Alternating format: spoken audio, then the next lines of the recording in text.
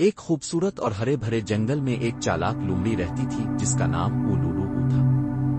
Lulu نہایت ہوشیار تھی، مگر اس میں ایک بری عادت تھی، وہ بہت لالچی تھی۔ جنگل کے دوسرے جانور محنت سے کھانا جمع کرتے، مگر لولو ہمیشہ کسی نہ کسی کا کھانا چرا لیتی۔ ایک دن خرگوش نے اپنی سبزیوں کی کھچڑی بنائی۔ ابھی وہ پانی بھرنے گیا ہی تھا کہ لولو دبے پاؤں آئی اور سارا برتن چاٹ گئی۔ اگلے دن ہرن نے پھل جمع کیے، لولو نے آ کر چپکے سے سب کھا لیے۔ شروع میں جانور کچھ نہ بولے، مگر آہستہ آہستہ سب کو سمجھ آ گیا کہ ان کا کھانا کہاں جا رہا ہے۔ سب نے فیصلہ کیا کہ وہ لولو کو سبق سکھائیں گے۔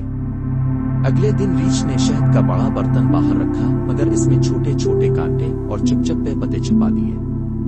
لولو نے جیسے ہی شہد چکھا، اس کے منہ میں کانٹے چبھنے لگے اور پتے اس کے منہ پر چپک گئے۔ وہ چلاتی ہوئی ادھر الفادیر بھاگنے لگی۔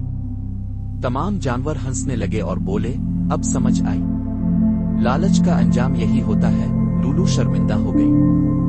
اس نے سب جانوروں سے معافی مانگی اور وعدہ کیا کہ اب وہ محنت سے خود کھانا جمع کرے گی اور کبھی کسی کا حق نہیں مارے گی۔ اس دن کے بعد لولو واقعی بدل گئی۔ وہ نہ صرف ایمانداری سے کھانا جمع کرنے لگی بلکہ دوسروں کی بھی مدد کرنے لگی۔ جنگل کے سب جانور پھر سے اس کے دوست بن گئے۔